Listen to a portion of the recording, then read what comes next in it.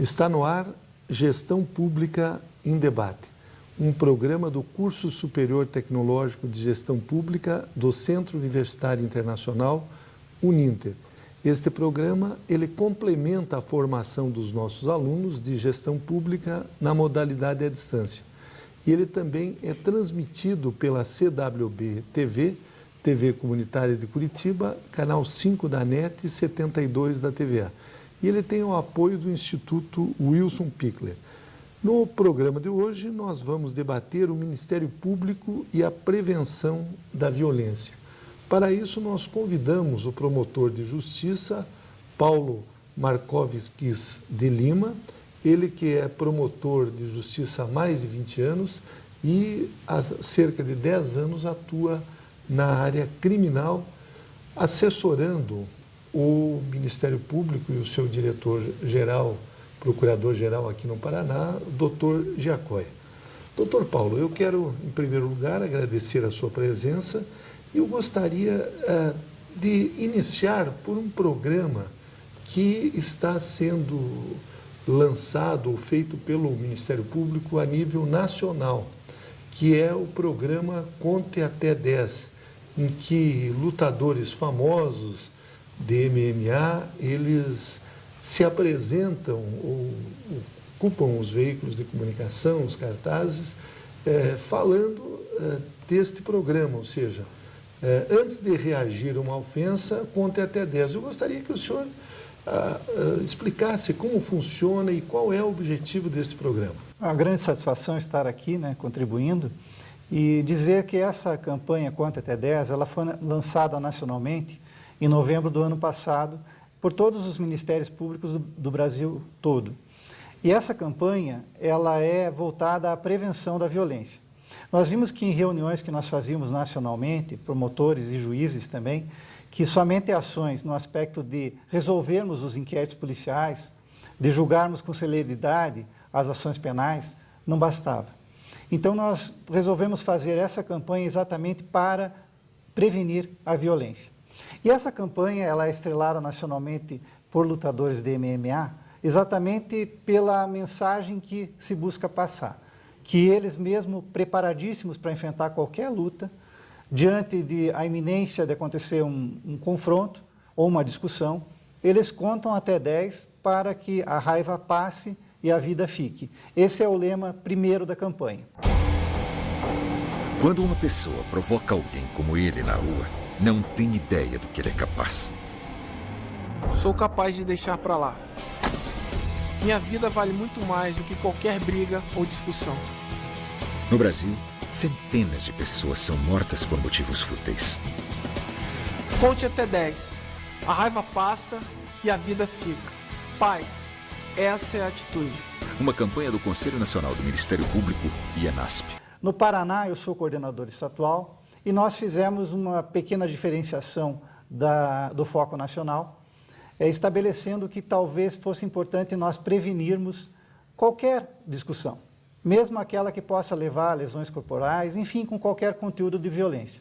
E o lema no Paraná é: quem evita brigas sempre tem razão. Inclusive, no Paraná, o Vanderlei Silva, lutador, é o nosso garoto propaganda, esteve aqui conosco, gravou vídeos para a campanha, ele estampa os cartazes também da campanha, inclusive esses cartazes estão em cada sala de aula do ensino médio, para prevenir o jovem, porque o foco no jovem, agora nessa fase nova da campanha, porque inicialmente houve mais uma divulgação em caráter de mídia. Agora nós estamos começando o projeto chamado Conte Até 10 nas escolas. Esse projeto, ele vai incluir visita de promotores de justiça às escolas, tratando desse tema de prevenção à violência, mostrando os vídeos da campanha. Na campanha nacional, o Gabriel Pensador, ele tem uma música chamada Pra Onde Vai, em que ele coloca bastante a questão da perda, do efeito nefasto que acontece do homicídio em relação aos familiares, enfim, para a própria sociedade. E também vídeos da própria campanha que nós levamos aos alunos. Enfim, nós vamos colocar esse tema na escola de prevenção e vai incluir também a questão do bullying, a questão da responsabilidade criminal do adolescente, como ela acontece. E, enfim, nós vamos, junto com a Secretaria de Educação, fazermos uma cartilha com roteiros de aulas aos professores para que, após essa visita, possa continuar dando fruto a essa ideia. Então, haverá roteiros de aula de direitos humanos, Estatuto da Criança e do Adolescente, bullying, a prevenção da violência, o tribunal do júri. Então, é um aspecto bastante importante dele estar centrado no jovem, porque, lamentavelmente, nos últimos anos, e inclusive hoje os jornais estampam isso, de que a mortalidade de pessoas entre 14 e 25 anos, ela triplicou no Brasil desde a década de 80. Segundo o mapa da violência, no Paraná, desde 97 até 2007, a morte de jovens nessa idade mais do que dobrou. Então, uma preocupação nossa realmente é em relação a essa mortalidade do jovem, mas também usar o jovem como agente disseminador dessa boa nova, ou seja, de que eles conversem com seus colegas, que eles façam ações no Facebook, enfim, que eles possam disseminar essa ideia de que, diante de uma possível discussão, você reflita, tenha calma, porque, na verdade, aquele que não consegue controlar a si próprio, não ter o autodomínio de suas reações, ele é um fraco, na verdade. Forte é realmente aquele, não que vai lá e chega na frente do carro do outro e diz, não, eu tenho razão, você me fechou, ou vai querer até sair no braço com esse outro motorista. Não, é aquele que pega e tem consciência que ele perde a felicidade, o momento de ser feliz, indo discutir, e que não vale a pena. Como diz o nosso poeta Ferreira Goulart, eu não quero ter razão, eu quero ser feliz. Então, se prega também uma vida melhor, uma vida mais cidadã, de tolerância ao próximo. A campanha, doutor Paulo, me parece muito simples. Qualquer um pode praticá-la constantemente no seu dia a dia. Então, ao reagir um ato de violência, a pessoa começa a contar 1, 2, 3, 4, Exatamente. 5, 6, 7, 8, 9, 10. Bom, quando chegou no 10, ele já se acalmou, teoricamente. Teve tempo para pensar, né? Exatamente. Então, eu vejo que o senhor está com camisetas da campanha. Inclusive, gostaria de presenteá-lo com a camiseta da campanha. Opa, obrigado. Nós vamos estar entregando os alunos da escola pública. O Vanderlei Silva é aqui do Paraná, mas também o Anderson Silva Sim, exatamente. Ele é um dos garotos também, propaganda, né? Não sei se posso mostrar aqui. Pode, sim, pode mostrar. Esse é do Anderson. Esse é do Anderson, que essa é a campanha nacional, né? Exatamente. E então, no Paraná, o lema quem evita briga sempre tem razão, que é o Vanderlei, certo. né? Ele, inclusive, se voluntariou para pegar e participar dessa campanha, então foi muito bacana.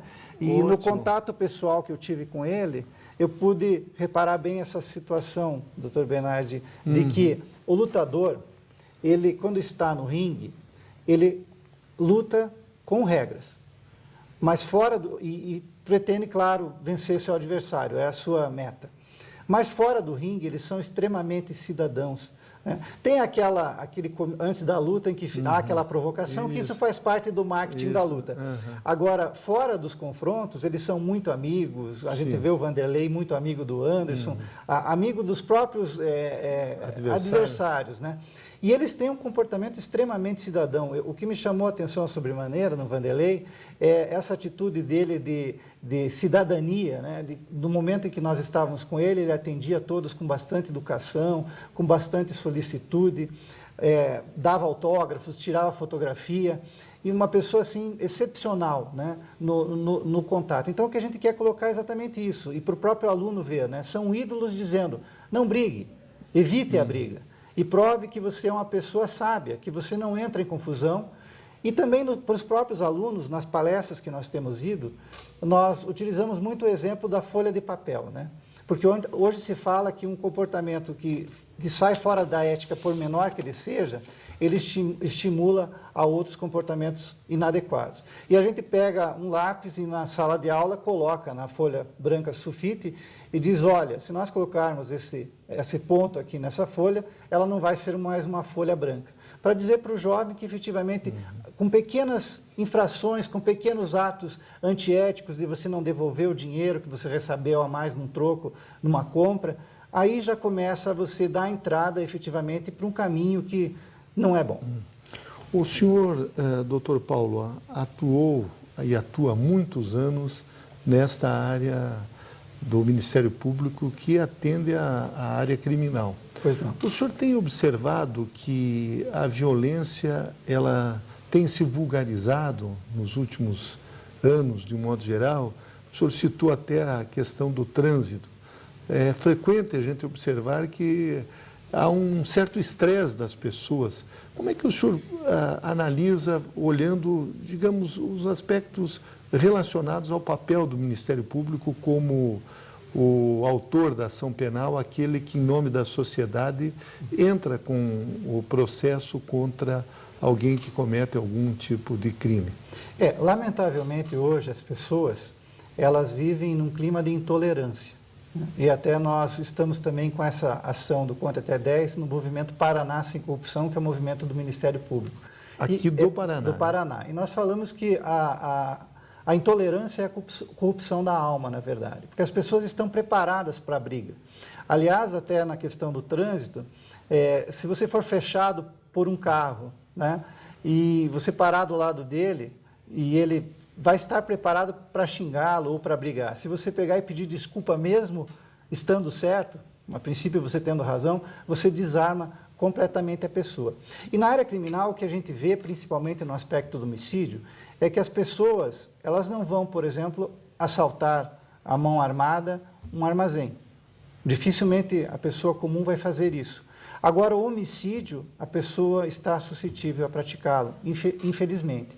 E no tribunal do júri a gente vê essa experiência de pessoas que entraram assim numa correnteza que não teve mais volta, em que ele foi para uma discussão, foi sendo dominado pela raiva, né? Não refletiu e praticou homicídio. Exatamente, a campanha fez um levantamento que 50% dos homicídios praticados no Brasil, eles poderiam ser evitados se a pessoa refletisse, se ela dominasse a raiva. E a gente presencia isso no Tribunal do Júri. A grande maioria por motivo fútil poderia nos assaltar. Exatamente. Aqui no Paraná, cerca de 32% dos crimes de homicídio poderiam ser evitados. E no Brasil, estima-se que mais de 50%. Nós temos, segundo o mapa da violência de 2012, cerca de 50 mil homicídios por ano. É um número muito grande. Talvez estejamos entre as maiores, o maior número de homicídios no mundo. Na verdade, nós somos líder mundial em números absolutos, lamentavelmente. De homicídios. Exatamente. E 50 mil mortes é mais do que as baixas dos Estados Unidos na Guerra do Vietnã. Ou seja, é uma verdadeira guerra civil num ano acontecer 50 mil mortes. Por isso que a campanha vem exatamente procurando diminuir isso. O que a gente fica feliz é que contribua de um modo pequeno para que a pessoa reflita. E se me permite, doutor Jorge, eu gostaria de comentar rapidamente claro. Uma situação acontecida na área criminal, já como resultado da campanha. Ela tinha sido lançada nacionalmente uma semana antes e um colega meu do interior liga e diz: Paulo, eu quero participar dessa campanha porque eu vi hoje um resultado específico dela. E ele me contou que estava no juizado especial, que são tratados aqueles crimes de menor gravidade, em que o companheiro era acusado de ameaçar a sua companheira de morte. E nessa conversa inicial do juiz com o promotor, perguntou-se a ele a razão de sua conduta, se havia uma forma de conciliar, e ele disse que poderia estar ali para uma situação bem pior, porque ele estava embriagado, muito nervoso, estava com uma faca na cintura, discutia com a sua companheira de modo grave e estava prestes a agredi-la fisicamente. Mas o menino de 10 anos, filho do casal, entrou na frente dele e disse: pai, espera, pensa que nem o Anderson Silva, conta até 10 e não bata na mãe. E aquilo foi um clique para aquele homem e ele confidenciou na audiência que ele poderia estar respondendo por um homicídio. Então a gente vê que esses pequenos resultados são muito para nós. Nós observamos que houve uma redução do número de homicídios aqui no Paraná do primeiro semestre desse ano em comparação ao passado. Quem sabe a gente, mesmo com uma contribuição infinitesimal nesse número, já vale a pena. Atualmente, doutor Paulo, me parece que a violência ela está relacionada a um outro problema que podemos chamar assim, uma verdadeira epidemia social, que são as drogas. E Curitiba, infelizmente, que já foi uma das cidades mais tranquilas do Brasil, hoje tem um percentual de 54 homicídios por 100 mil habitantes. Como fazer para chegar até essas pessoas que estão tomadas pelo vício da droga e procurar diminuir esses índices de violência? Não há dúvida que ações como essas nossas aqui, elas trazem efeitos, mas o principal de tudo é que o Estado coloque educação, coloque contraturno, possibilidades de trabalho. Isso certamente diminui a criminalidade. Essas são ações que, quanto ao resultado, são bons, mas efetivamente nós precisamos colocar mais educação. A educação é vital para isso e também que o aluno tenha essa possibilidade de contraturno, que ele possa ficar num local fora da rua, porque aí vai diminuir sensivelmente a possibilidade dele ter contato com o traficante e, lamentavelmente, no aspecto do tráfico, a morte de jovens tem um número bastante significativo, porque começam a se tornar usuários, daí passam a dever, e o traficante, para demonstrar o seu poder, lamentavelmente, ele determina a execução desses jovens. Então, eu acredito que são ações de base, realmente, do governo, que vão mudar isso, e já devia ter começado há muito tempo. Um outro aspecto, Dr. Paulo, recentemente houve uma mobilização nacional envolvendo a questão da PEC 37. Esta PEC, ela estabelecia como prioridade aos delegados de polícia, no âmbito federal e estadual, a investigação policial. Eu gostaria de ouvir do senhor, agora que o Congresso rejeitou essa PEC, como é que fica o papel do Ministério Público? Ele continua como estava antes ou se estabeleceu novas prioridades? Como é que está essa situação agora? O fato é que da população ter levantado essa bandeira pela rejeição da proposta de emenda à Constituição, a PEC 37, não há dúvida que colocou para o Ministério Público uma responsabilidade muito grande. Porque a população está dizendo que quer o Ministério Público investigando e eu acho que disso vai decorrer uma regulamentação mais específica da atuação do Ministério Público nessa área. O fato é que a polícia, em termos de homicídio, em levantamentos, ela consegue solucionar, investigar apenas 3% dos homicídios. Ou seja, 97 mortes, elas não são apuradas pela polícia. Então, se nós temos um desvio policial também em relação à conduta, se o Ministério Público é impedido de investigar isso, ele não vai estar exercendo o controle externo da atividade policial. Então, a aprovação da PEC, ela teria uma série de situações nefastas, que inclusive possibilitaria a impunidade da tortura policial, que é o crime mais grave. Nós vemos aí o caso da Tainá, em que pessoas são acusadas de torturarem 4 rapazes que alegam serem inocentes. Se não tem a possibilidade do Ministério Público ter atuado para pedir a prisão dessas pessoas, com a PEC nós deixaríamos de atuar em um crime eminentemente grave. Aliás, o senhor acabou falando do caso da Tainá, que foi uma menina que foi morta e violentada aqui na região metropolitana de Curitiba, Colombo, e que deu uma repercussão nacional. Esses 4 rapazes que foram torturados e até a liberdade deles foi pedida pelo próprio Ministério Público. Como é que está a situação deles? Me parece que eles estão sob proteção. O senhor poderia nos explicar? Na verdade, eu sou um dos promotores do processo, né? E no contato em que eu tive diretamente com eles, ouvindo o relato deles, eu reparei bastante sinceridade, no aspecto de que são pessoas muito humildes, que contam ter sido torturados para confessar o crime. Afora isso, contam também situações que também são de tortura, em que eles foram agredidos no ambiente prisional. Mas o fato é que, em relação a eles, eles foram inseridos no Programa Nacional de Proteção a Testemunhas, do caso que eles alegam a agressão, não do caso da Tainá. No caso da Tainá, eles continuam sendo suspeitos, só que os elementos de prova em relação a eles tornaram-se muito frágeis a partir do momento em que essa confissão na polícia, ela sofreu sério questionamento, inclusive não foi corroborada por alguns aspectos da prova pericial. Então, eles estão preservados, isso é muito bom, e eu acho que nós temos que combater essa prática de modo veemente. Não se justifica, mesmo num homicídio, por maior requinte de crueldade que ele tenha, que você pegue e agrida uma pessoa que está sob a guarda do Estado. Isso que é o pior.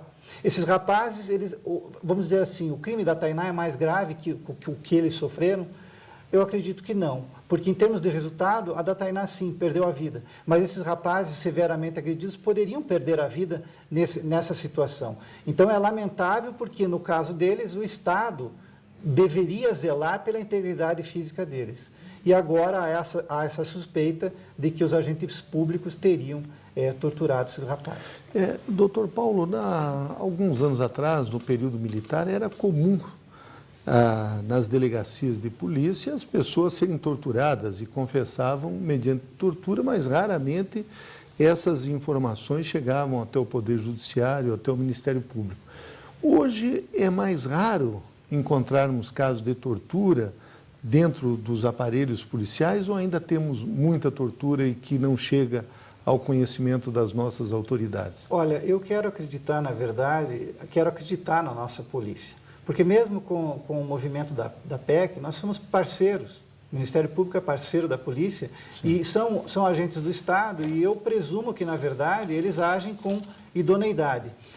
Da minha experiência, eu posso dizer que, na verdade, o número de torturas ele não é tão expressivo assim. Lamentavelmente, ele existe ainda, mas não são casos que a gente possa dizer num número preocupante. A rigor, nessa situação, mesmo 1 ou 2 casos no universo de 100 é deveras preocupante. O ideal é que não tivesse, mas não é uma coisa assim corriqueira, vamos dizer assim, na nossa atividade. Um outro aspecto que eu gostaria que o senhor nos situasse, nós estamos falando para a população em geral, mas também para os nossos alunos. Hoje nós temos o Conselho Nacional do Ministério Público. Eu gostaria que o senhor explicasse qual é o papel do Conselho do Ministério Público, porque o Ministério Público tem no âmbito estadual e no âmbito federal. E esse conselho ele é composto por que tipos de pessoas ou de entidades que ali têm suas representações? Na verdade, esse conselho é uma forma de controle externo da atividade do Ministério Público. E como que funciona? Tem representantes tanto escolhidos do próprio Ministério Público, como também advogados e como outros agentes públicos, com uma composição paritária. Esse conselho, além de colocar diretrizes para aprimorar o trabalho do Ministério Público, ele atua também quando existe uma omissão ou uma atuação inadequada das corregedorias dos Ministérios Públicos. Por exemplo, um desvio funcional que acontece em relação a um promotor que no Estado não foi apurado a contento. Então, o Conselho vem e atua. Sempre é primeiro a corregedoria e depois o Conselho Nacional ele faz esse controle supletivo, vamos dizer assim.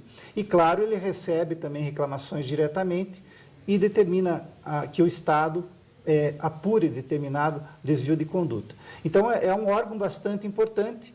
E se nós formos ver o Ministério Público, que é incumbido de fazer o controle externo da atividade policial, não existe esse controle em relação aos policiais.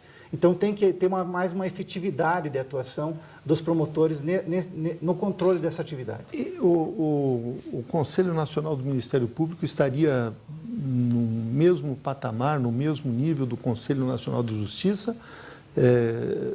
Ali no Conselho Nacional de Justiça se atua em relação aos juízes, né? Exatamente, é a mesma ideia. Os juízes têm o controle externo nos moldes que os promotores têm de coibir abusos, né, de infrações funcionais e também de dar diretrizes, né? No caso, o CNJ e o CNMP, eles estão com essa campanha da Conta Até 10, eles que comandam essa campanha também. Então, são ações em âmbito nacional para aprimorar tanto a atividade do Ministério Público quanto da magistratura.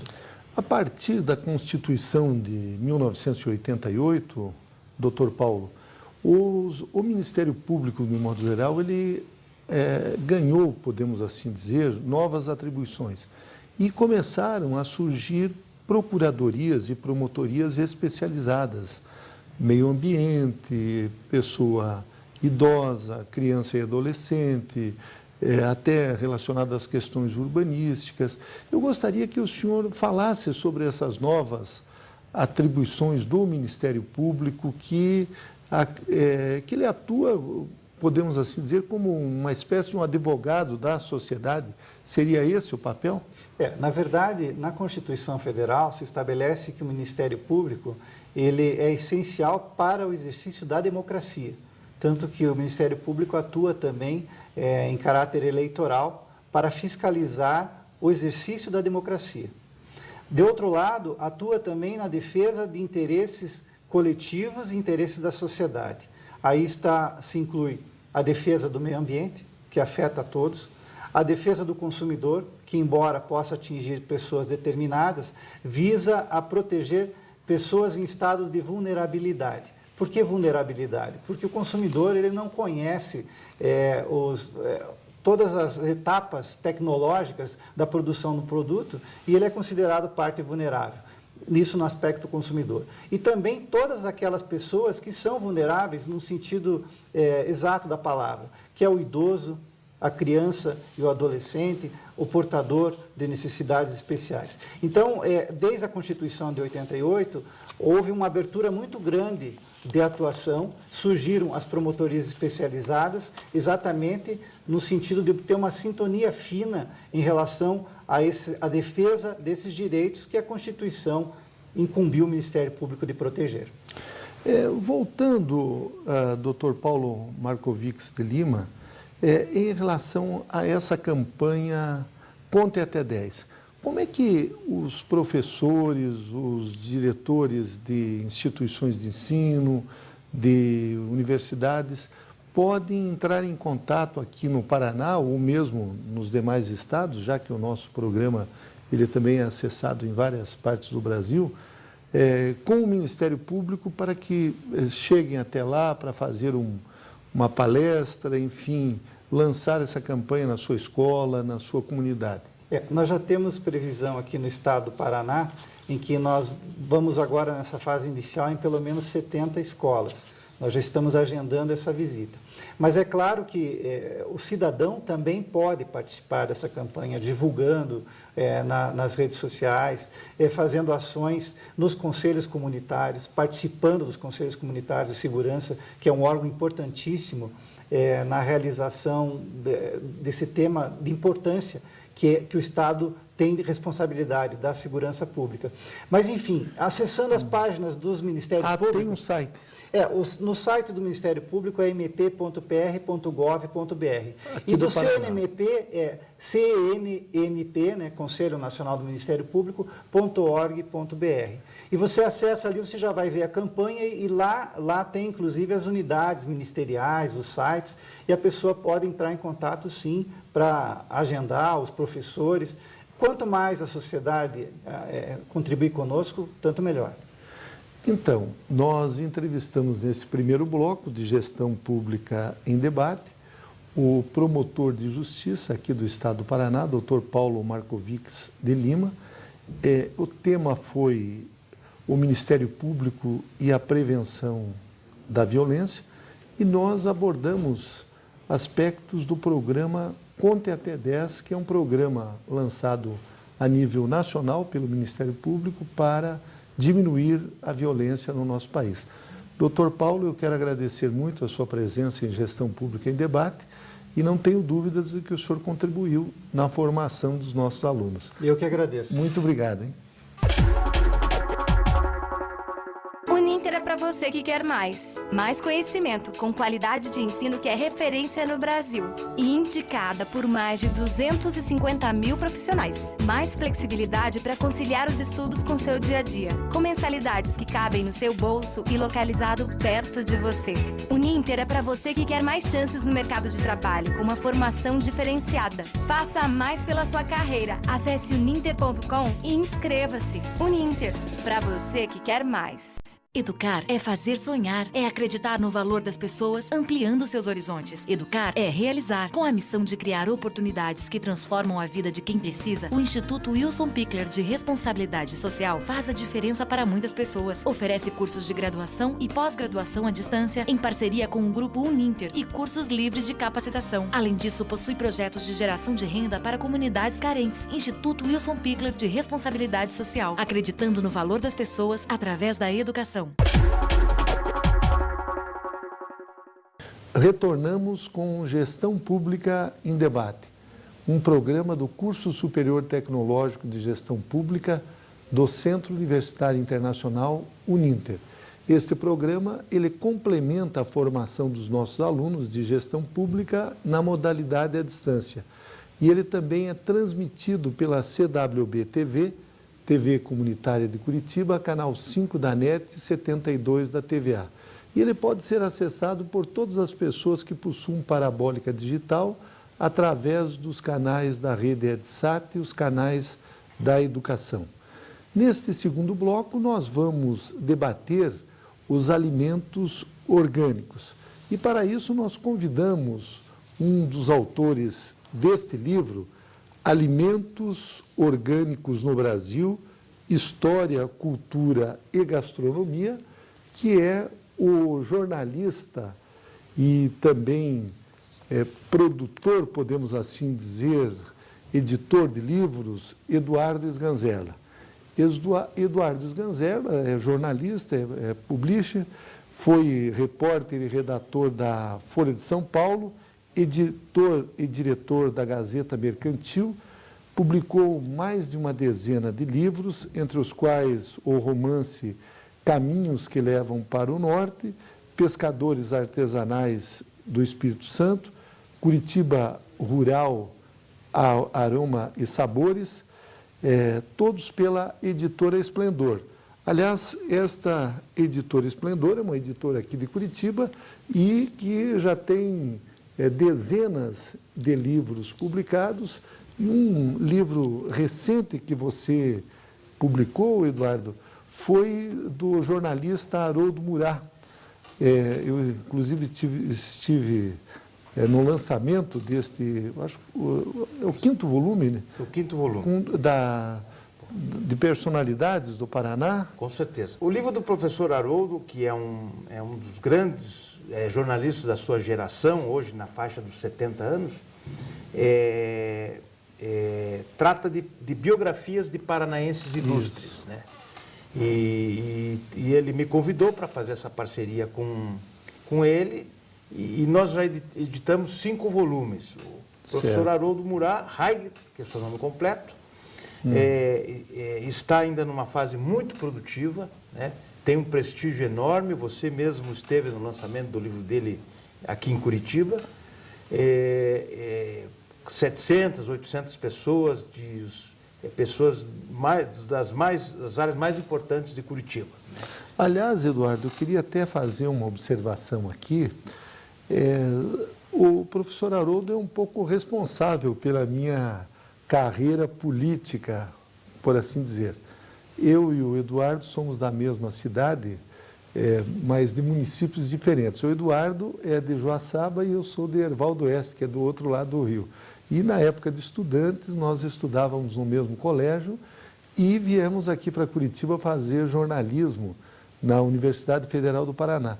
E quando eu estava concluindo o curso de jornalismo, Eduardo, o professor Haroldo Murat, através de um colega meu, hoje já falecido, o jornalista Vinícius Coelho, me indicou para ser assessor de imprensa da Coab, a Companhia de Habitação Popular de Curitiba. E ali eu comecei a conviver com os problemas sociais e acabei indo para o ramo, a área política. Então eu devo muito ao professor Haroldo Murat, como você disse, é um jornalista de uma geração de ouro do jornalismo paranaense. Exatamente isso. E ele é, digamos, um professor, nosso colaborador aqui do Grupo Uninter, digamos, formou gerações de jornalistas. Com certeza. Eu acho que o professor, ele tem uma característica muito grande, que é essa de ajudar as pessoas. Inclusive, eu também muitos passos que eu dei, ele me ajudou. No início da sua carreira? No início da carreira, pela sua amizade, pela sua competência, né? E hoje somos parceiros nesse projeto, e agora ele está escrevendo Vozes do Paraná 6. Sim. E eu acredito que ainda Deus vai lhe dar uma vida longa para ele poder fazer pelo menos uns 10 volumes dessa série aí, que tem muita gente importante no Paraná para se inscrever. Isso. É isso aí. Então, Eduardo, você está lançando esse livro juntamente com o Rafael Moro Martins e o Diego Singh. Perfeitamente. São meus colegas que já trabalhamos em vários livros juntos. Os dois também são jornalistas, colegas como nós, né? E veja bem, alimentos orgânicos é uma coisa muito recente no Brasil, embora o orgânico em si é uma coisa das mais antigas na humanidade. Exatamente. Né? Por que existe essa diferenciação de orgânicos e não orgânicos? Porque a partir de uma determinada época, no final do século XIX, começou-se a se introduzir agroquímicos para aumentar a produtividade do alimento, para combater pragas, né? Combater bactérias, etc, etc. Né? Agora, isso na nossa época moderna tomou uma proporção muito grande, né? Onde a fronteira entre o que é aceito de maneira, vamos dizer assim, aceitável pelo organismo, né? Organismos tratados com agrotóxicos ou agroquímicos, é muito difícil de você estabelecer, né, pontos de sanidade. Evidentemente que das condições de produção, de que forma são produzidos os orgânicos, hoje não se tem, né, não se tem, vamos dizer assim, capacidade para atender a demanda de alimentação no Brasil e no mundo. E daí nós dependemos desse sistema tradicional, dependemos usando muito desse agrotóxicos. sistema tradicional. Mas se a gente olhar um pouquinho para trás, né, digamos, os orgânicos hoje no mundo já estão deixando de ser um nicho alimentar. Eles já são uma opção de mercado muito bem consolidado, principalmente fora do Brasil, que já representa cifras da escala assim, de 20 ou 30 bilhões de dólares ano, o movimento, digamos, nas redes varejistas dos grandes mercados. Tradicionalmente, na Europa, pela formação do próprio europeu, vamos dizer assim, costuma-se, ou tem-se o hábito de comer alimentos, né? Alimentos que não tenham agroquímicos. No Brasil, essa é uma cultura nova. Se a gente olhar para trás 30 anos, 35 anos, não existia um tomate sem agrotóxico, não existia um biscoito orgânico, não existia um suco orgânico, não existia vinho orgânico. Então, esse é um fenômeno recente hoje no Brasil, que abrange, vamos dizer assim, em termos de escala não é grande, em torno de 15 mil produtores certificados. Em todo o Brasil? Em todo o Brasil. Hoje, quer dizer, o que diferencia, o que atribui a uma hortaliça, por exemplo, a uma alface ou a um suco, é um selo, né, autorizado pelo Ministério da Agricultura, que atribui a qualidade de orgânico nos alimentos. Até 2011, então vejam, né, até 2011 não existia essa certificação, essa obrigatoriedade desse selo, né? Então, depois de, digamos, uns 6 ou 7 anos de debate, o governo federal, que tem um papel importante nesse processo, conseguiu, com as entidades do setor, com as universidades, o debate conseguiu, vamos dizer assim, regulamentar uma lei que dá vamos dizer assim, uma legalidade ao setor para que os consumidores, as pessoas que pensam, né, dessa forma, podem, vamos dizer assim, consumir esses produtos com mais tranquilidade, com mais garantia, como a gente consome outros produtos que tem outros selos de inspeções federais, da mesma forma, os orgânicos também têm as suas normas. Eduardo, um produto agrícola, para ele ser declarado orgânico, a propriedade onde ele é produzido, ela tem que ter uma vistoria do Ministério da Agricultura, tem que ficar um período, podemos assim dizer, de quarentena em que não se utiliza nenhum tipo de agrotóxico. Quais são as condições para você declarar um produto orgânico? Eu acho que exatamente isso, Jorge. Então, digamos que nós temos uma propriedade que já produziu alimentos, hortaliças, de forma convencional, né? Então, existe um prazo, 5 anos, que ela não tem que ser descontaminada, né? Certo? Tem que ser descontaminada assim, de forma natural. Então tem que ficar parada até Não, eu digo, vai trabalhando, né? Vamos dizer assim, para ela ganhar a certificação. Você vai trabalhando ela sem usar os agroquímicos. Certo. Aí ela tem que ter linhas de defesa com relação às outras propriedades. Tem uma distância certa, tem, né? Vamos dizer assim, existem normas estabelecidas pelo Ministério, né? Mas quem faz a vistoria, na verdade, são entidades, são instituições privadas, né? Ou instituições, por exemplo, como o Tecpar, aqui no Paraná, também certifica produtos e produtos orgânicos, né? Então, é uma certificadora que vai lá, que acompanha, vamos dizer assim, chamam de rastreabilidade, acompanha o produto, né? De que forma ele é produzido, o padrão dele, né?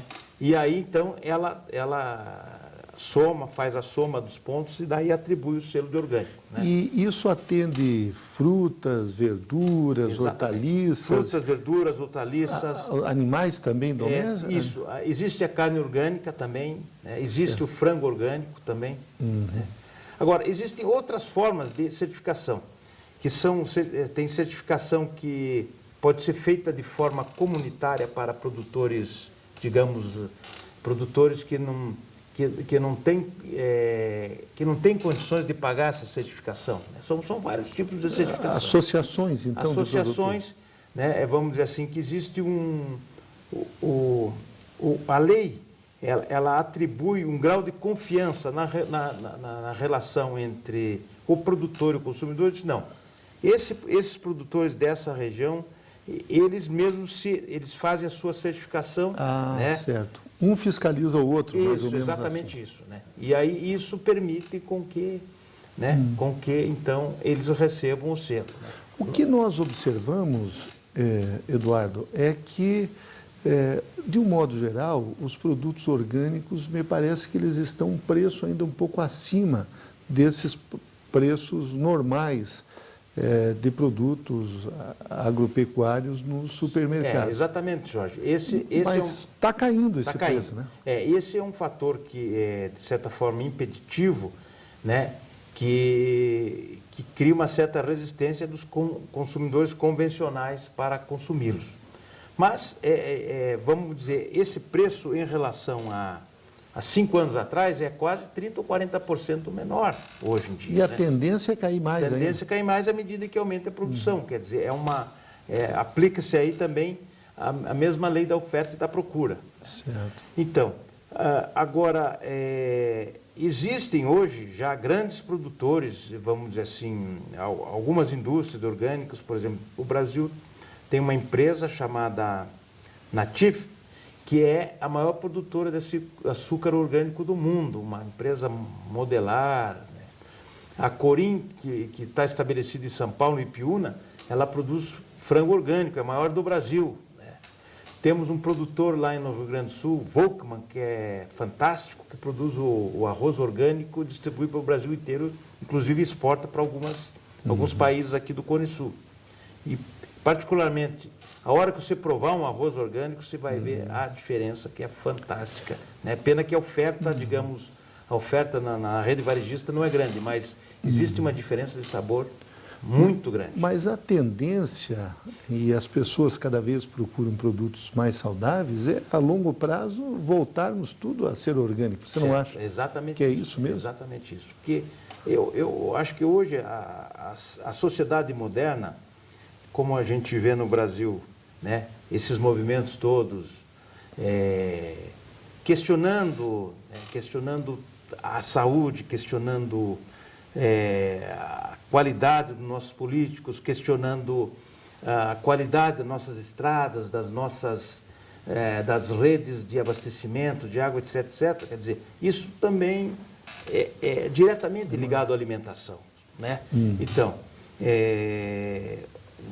vamos dizer assim, a sociedade vai evoluir-se a um ponto onde vai fiscalizar de uma maneira mais efetiva também na parte da alimentação. Hoje as pessoas, de modo geral, se me permite dizer, elas não comem muito bem, né? Porque isso é que nem a educação para a saúde, tem a educação para o trânsito, tem a educação para a família, tem a educação religiosa e tem a educação para a alimentação também, né? Infelizmente, quer dizer, nem todas as pessoas têm a oportunidade de ter acesso a essas informações, porque, digamos, a rede de ensino tradicional, ela oferece uma coisa mais genérica, mais básica, né?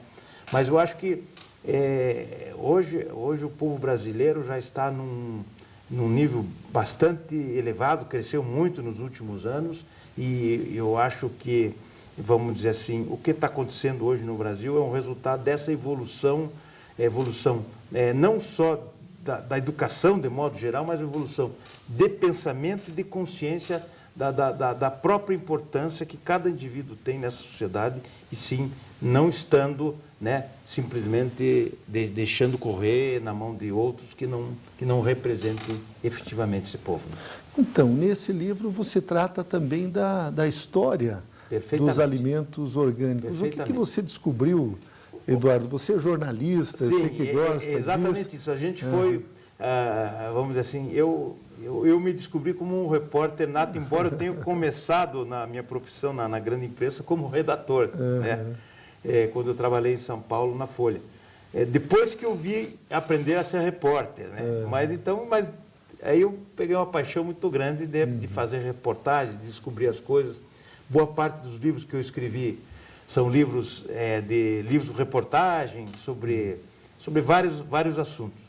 Bom, então nós descobrimos que no interior de São Paulo, na região de Botucatu, um gaúcho foi para lá no final dos anos 70, meados dos anos 70, e criou uma colônia alternativa. Naquele tempo se chamava, vamos dizer assim, alimentação alternativa, alimento alternativo.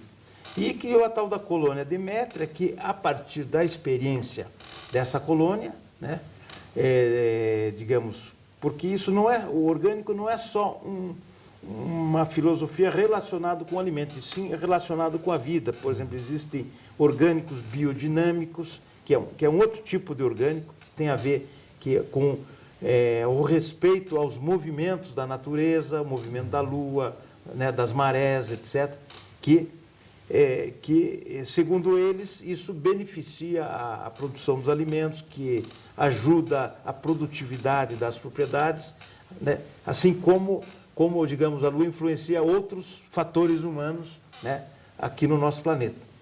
E é uma fazenda muito interessante, inclusive o Rafael, o meu colega que foi lá, e eu digo, passaram 3 ou 4 dias lá.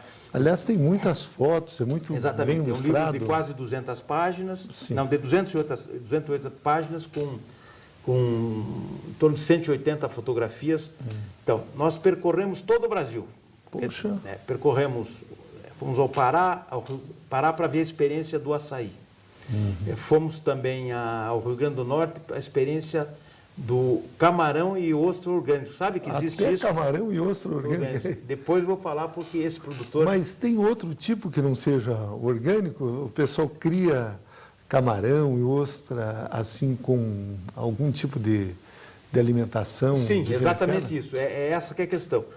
A ração que é dada, digamos, na ostra e no camarão de cativeiro, como se fala, ela, vamos dizer assim, ela é a ração que tem ingredientes agroquímicos, né? Então, o diferencial é esse, porque as ostras e os camarões dessa fazenda, que até é uma fazenda pioneira no mundo, exatamente, né? Sim. O engenheiro o engenheiro que criou essa fazenda, ele alimenta, digamos, atualmente, o seu camarão, sua ostra, com os próprios ingredientes da natureza. E isso é certificado, tudo com certificação, com acompanhamento, né? Então, agora ele está tentando trabalhar uma ração orgânica. Ele é uma pessoa de muito estudo, o Weinberg, muito estudo e muita, vamos dizer assim, muito objeto de estudo.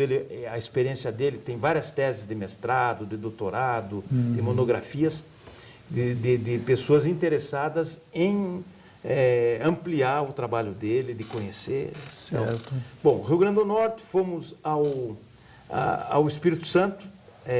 Outra experiência muito interessante, que é o café orgânico. O café orgânico. E o café, esse café orgânico e o café, vamos dizer assim, escolhido pelo animal. Essa é uma história muito bacana. Pelo animal? Pelo um pássaro que lá na nossa terra tinha muito, o jacu. O jacu, O jacu vai no pé de café, escolhe os melhores grãos, né? E aí solta, né? Solta os grãos e as fezes pelo intestino. Veja como é que é coisa, né? Que coisa, aparentemente parece... Vocês podem estranhar isso, mas esse é um dos cafés mais caros do mundo. Ou seja, o animal escolhe os melhores grãos. Eles vão lá, pegam aquele, tratam aquele café, né? Limpam ele de bactérias e tudo, e aquilo vira um café...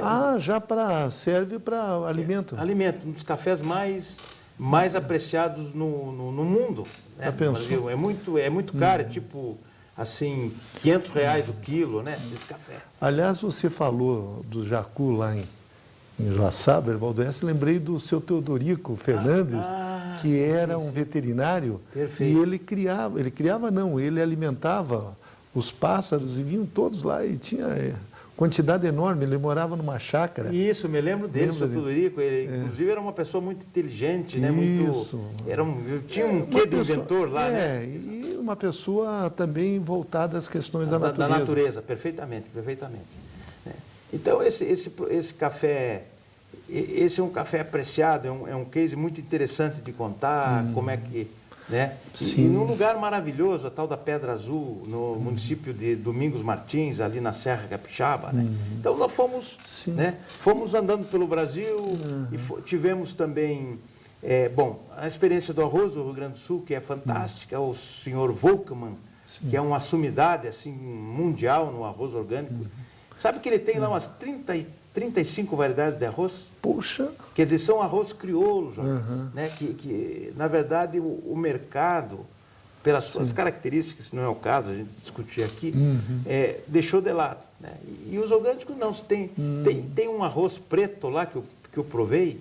É um arroz que tem gosto de pinhão, rapaz. Poxa, fantástico, que né? coisa, fantástico hein? Arroz. Aliás, você estava falando aí, digamos, da história, mas você tem um capítulo, um tópico do livro que é a gastronomia. Tem muitas receitas, muitos chefes que atuam nessa área com produtos orgânicos.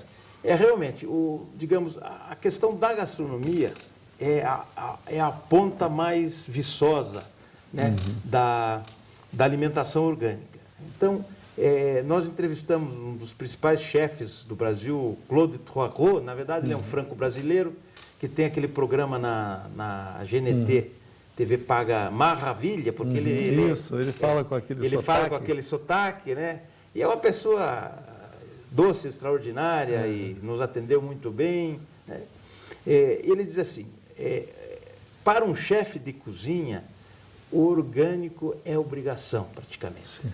Então, pela potencialidade, né? Pelo seu aroma, pelo seu sabor, pela potencialidade do alimento e pelo bem que ela pode agregar naquele prato. Né?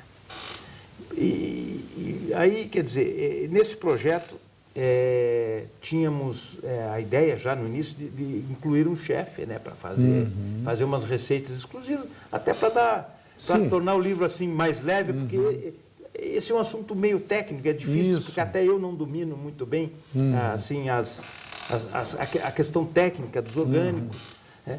Então aqui temos um chefe, fizemos uma parceria com um chefe aqui de Curitiba, Marcelo Amaral, que é dono de um restaurante que tem uma tendência tailandesa, mas ele é um pouco caiçara, né? Então tem esse lado, né? E ele é orgânico mesmo, assim, por opção pessoal, viajou pelo mundo inteiro e ele faz aqui uns 15 pratos para nós, uma cozinha bastante autoral, relacionada com a comida que eles chamam de caiçara, com a comida tailandesa, né? Uma coisa muito bonita que ficou no livro. Como é que é o nome do restaurante dele? Lagundri.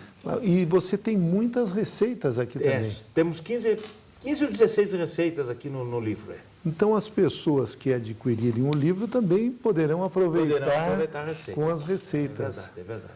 Ótimo. Tá bom. Então, Eduardo, algum outro aspecto que você gostaria de destacar nesse teu livro, Alimentos Orgânicos no Brasil, História, Cultura e Gastronomia? Veja, eu queria dizer o seguinte, que na primeira parte do livro nós abordamos a questão do mercado. Hoje, por exemplo, a rede de supermercados vende bastante já, em torno de R$1,5 bilhão de alimentos orgânicos por ano. Aqui no Brasil? No Brasil, R$1,5 bilhão, não é pouca coisa, né?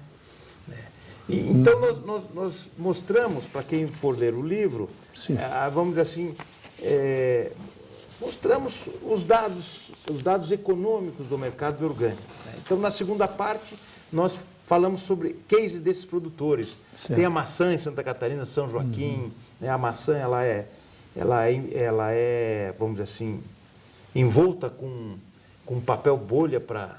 Ah, sim. Como antigamente faziam lá na nossa terra, na nossa terra, nas nossas casas, isso, né? Exatamente. Para não bichar, Isso. né? Ou contra o granizo, etc. E ainda temos... tem outros casos que eu vou deixar assim para quem tiver interesse de ler o livro. E como é que a pessoa faz para adquirir o seu livro? No site da editora Esplendor? Isso, o site é esplendorbrasil.com.br. Mas o livro também está nas livrarias aqui em Curitiba, nas livrarias Curitiba, na livraria do Chaim, e também tem uma distribuição nacional que pode ser encontrada, acho que vai ser encontrada não com muita dificuldade. Então, nós entrevistamos nesse segundo bloco de Gestão Pública em Debate o jornalista Eduardo Sganzerla e o tema foi Alimentos Orgânicos. Ele que acaba de lançar esse livro, Alimentos Orgânicos no Brasil, História, Cultura e Gastronomia. Eduardo, eu quero agradecer muito a sua presença em Gestão Pública em Debate e não tenho dúvidas de que você contribuiu na formação dos nossos alunos. Olha, Jorge, muito obrigado. Hein? Eu que agradeço o seu convite e agradeço a atenção de todos aí. Muito obrigado.